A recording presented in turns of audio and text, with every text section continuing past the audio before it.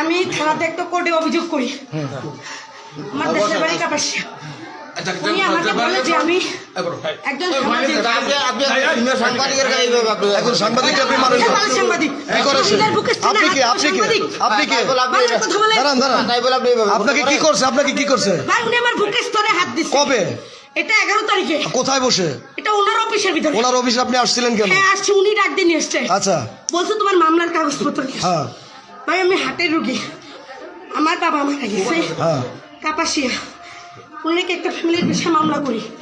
এখন বলে আমি তো সাংবাদিক মানুষ, আবার নারী কল্যাণ অফিসে আমি কাজ করি, এটা বলে উনি আনে।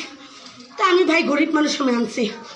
ও এসে প্রথমে কথার ভঙ্গিতে বলে রাগ করবেন না ভাই, প্রথমে আমার এখানে টিপ দিচ্ছে। কোথায় বসে এটা? ওনার অফিসের ভিতরে। একাই ছিলেন আপনি? হ্যাঁ। আমার কতদিন আগে এটা? এই ঘটনা কতদিন আগে? কতদিন আগে এটা? এটা রোজার ভিতরে 11 তারিখ।